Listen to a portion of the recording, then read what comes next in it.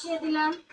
নমস্কার বন্ধুরা, অনেকদিন পরে আমি বাড়ির রান্নাঘর থেকে আবার রান্না করছি। আমি খুব অসুস্থ ছিলাম, তাই আমি রান্না করতে পারিনি।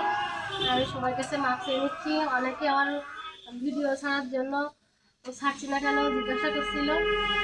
তা ফোন দিয়ে আত্মীয় সবাই জিজ্ঞাসা করছে আমি কেন ভিডিও করতেছিলাম। আমি খুবই অসুস্থ ছিলাম। আজকে আমি রান্না করব ডিম। বন্ধু দেখছেন ডিমের সাইজ কত বড়। এর ডিম আছে ম্যাজিক ডিম। এই ডিমের ভিতরে ম্যাজিক আছে।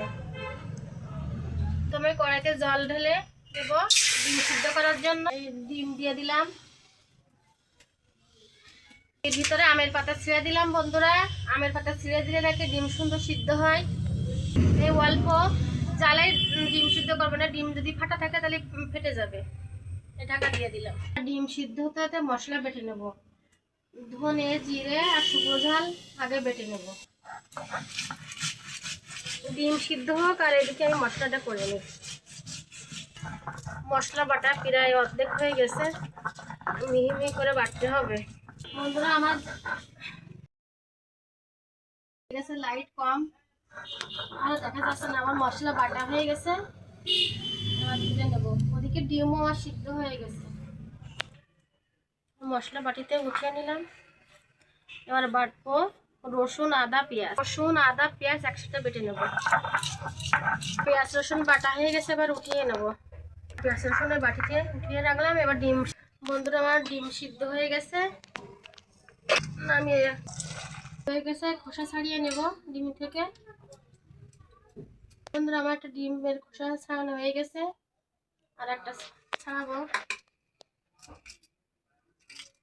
ডিম খুব সুন্দর সিদ্ধ হয়েছে। এই ডিমটাই শেষ ছিল, এটা ছাড়ানো হয়ে গেছে, রেখে দিলাম। এবার ভাজবো। ডিম হয়ে গেছে, তেল দিয়ে দিলাম, সয়াবিন তেল, লবণ, হলুদ। গরম হয়ে গেছে, ডিম দিয়ে দিলাম ভাজার জন্য। ডিম ভাজা হয়ে গেছে, কড়া থেকে উঠিয়ে নিলাম। আলু আর রসুন একসাথে ভালো করে ভেজে নেব। আস্ত রসুন,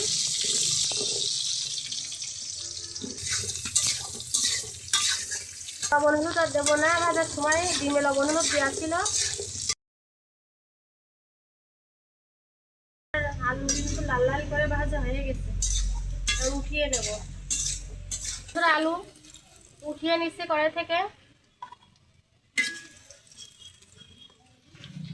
ফোড়নে দেবো গোটা জিরে, শুকনো ঝাল, তেজপাতা, পেঁয়াজ, রসুন, পেঁয়াজ বাটা।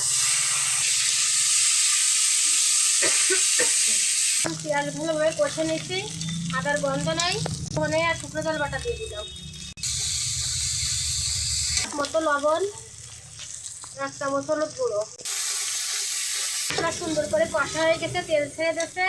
বাটিতে যা মশলা ছিল মশলা দেওয়ার জল দিয়ে দিলাম, কষে নেব। বন্ধুরা, তেল কি সুন্দর উঠেছে।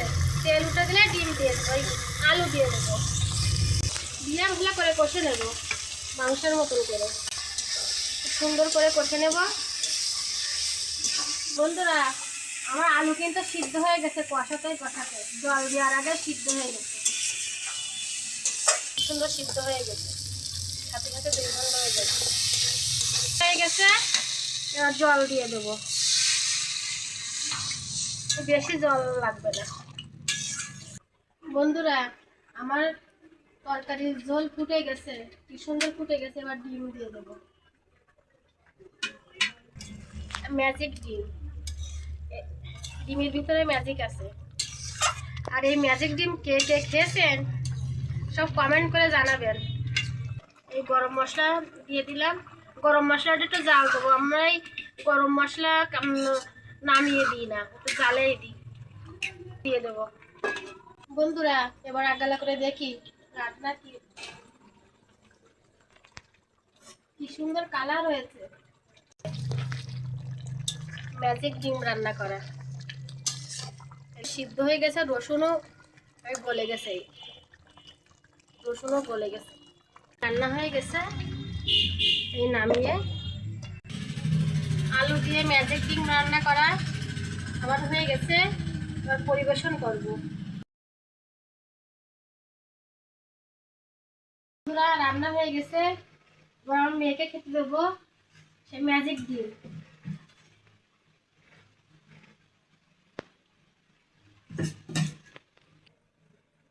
ম্যাজিক ডিম দিয়ে খাওয়া শুরু করলো আমার মেয়ে।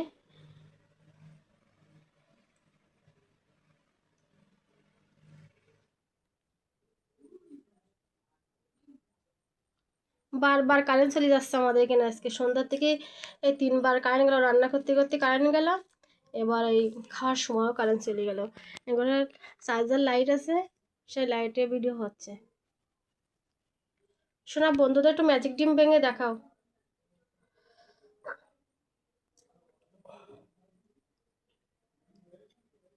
বন্ধুরা এর ম্যাজিকটা হলো একটা ডিমের মধ্যে 2 জায়গায় ভাগ করি নাও। একটা ডিমের মধ্যে 2টো কুসুম। 2 জায়গায় সরাও, নয়তো বন্ধুরা ভালো দেখতে পাবে না। বন্ধুরা একটা ডিমের ভিতরে কিন্তু 2টো কুসুম।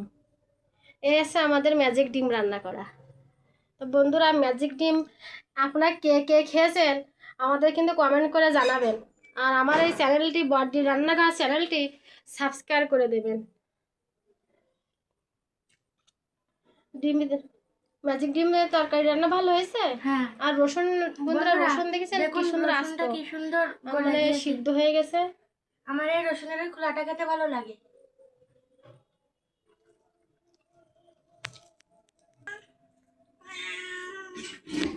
তো বন্ধুরা এই ভিডিওটা আর বেশি বড় করব না। আপনাদের যদি আমাদের এই ম্যাজিক ডিম রান্নাটা ভালো লেগে থাকে তাহলে একটি লাইক কমেন্ট এবং শেয়ার করে আমাদের পাশে থাকবেন এবং আমাদের চ্যানেলটি সাবস্ক্রাইব করে দেবেন এবং পাশের বেল আইকনটি প্রেস করতে ভুলবেন না। সবাইকে নমস্কার।